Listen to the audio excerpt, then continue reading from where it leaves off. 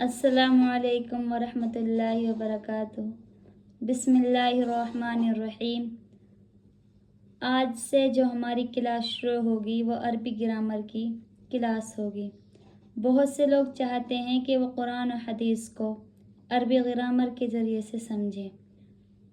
ہماری جو کلاس ہوگی وہ بالکل آسان اور فہم ہوگی۔ انشاءاللہ تعالی ہم عربی گرامر کو بالکل بیسک لیول سے سیکھیں گے۔ عربی گرامر کے واسطے سے مصنف حضرات نے بہت سی کتابیں لکھی ہیں، لیکن یہ علم جتنا اساتذہ کے سمجھانے سے سمجھ آتا ہے اتنا خود بخود پڑھنے سے نہیں آتا۔ شروعات میں تو یہ علم سیکھنے میں بہت پیچیدہ لگے گا، لیکن آہستہ آہستہ یہ علم بہت آسان لگنے لگے گا۔ یہ جو ہماری کلاس ہوگی اس میں آپ حضرات کو عربی زبان کی کچھ خصوصیت بتلاؤں گی تاکہ آپ کے اندر بھی عربی زبان سیکھنے کا ایک شوق و جذبہ پیدا ہو جائے۔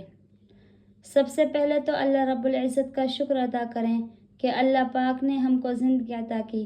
پھر ہر انسان اپنی زندگی میں دو راستے اختیار کرتا ہے، یا تو وہ نیکی کی طرف راغب ہوتا ہے یا بدی کی طرف راغب ہوتا ہے۔ جو انسان برائی کا راستہ چھوڑ کر اچھائی کا راستہ اختیار کرے اور تمام بدی اور بری باتوں سے بچے، اسی کا نام تو ہدایت ہے۔ غور کرنے کی بات ہے کہ جب اللہ پاک نے دنیا میں انسانوں کو بھیجا تو انسانوں میں سب سے پہلے ایک نبی کو مبعوث فرمایا۔ اللہ نے ایک دن کے لیے بھی دنیا کو اندھیرے میں نہیں چھوڑا۔ اللہ پاک نے اپنے پیغام کو لوگوں تک پہنچانے کے لیے انبیاء اکرام کو مبعوث فرمایا۔ انبیاء اکرام نے اپنے اللہ کے پیغام کو زبان کے ذریعے لوگوں تک پہنچایا۔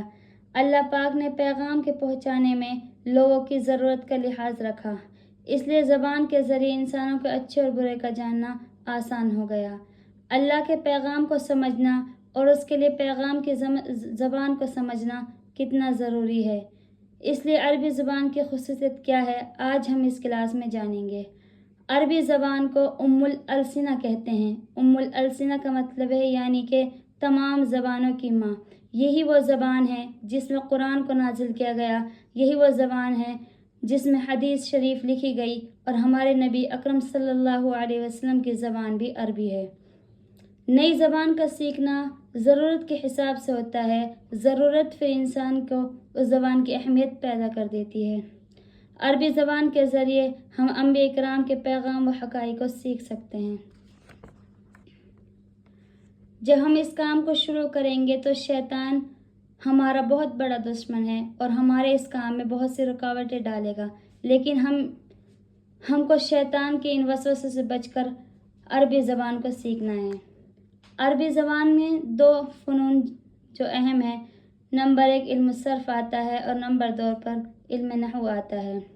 امام رازی رحمۃ اللہ علیہ کا قول ہے کہ علم لغت و نحو تمام مسلمانوں پر سیکھنا اس کا فرض کفایہ ہے، اور بعض حضرات کا کہنا ہے الصرف ام العلوم والنحو ابوہا، کہ صرف تمام علوم کی ماں ہے اور نحو اس کا باپ ہے، اور بعض حضرات نے تو یہ بھی کہا ہے الصرف فی العلوم کالبدر فی النجوم، علم صرف کا سیکھنا اس کی روشنی تمام علوم میں ایسی ہے کہ جیسے کہ تمام ستاروں میں بدری چاند کی روشنی ہوتی ہے۔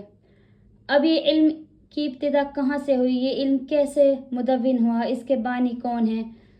تو حضرت علی رضی اللہ تعالی عنہ کے دور خلافت میں ایک اعرابی آیا اور اس نے قرآن کی آیت کو پڑھا اور اس نے اس کا جو اعراب ہے اس کو غلط پڑھا۔ حضرت علی رضی اللہ تعالی عنہ نے اپنے بیٹوں کے استاد ابو الحسن الاسد علی کو یہ کام سونپا اور ان کو ایک رسالہ دیا جس میں 3 باتیں لکھی ہوئی تھی۔ ہر مدارس کے طلباء ان 3 باتوں کو بخوبی جانتے ہیں۔ نمبر 1 فاعل ہمیشہ مرفوع ہوتا ہے، نمبر 2 مفعول ہمیشہ منصوب ہوتا ہے، اور نمبر 3 مضاف الیہ ہمیشہ مجرور ہوتا ہے۔ انشاءاللہ تعالی آگے کی کلاسز میں ہم ان کو سیکھنے والے ہیں۔ نبی اکرم صلی اللہ علیہ وسلم کی حدیث ہے تم میں بہترین شخص وہ ہے جو قرآن کو سیکھے اور سکھائے، تو ہم کو بھی اس حدیث کا مصداق بننا ہے۔ اور آج کی کلاس یہیں پر ختم ہوتی ہے، ملتے ہیں نیکسٹ کلاس میں۔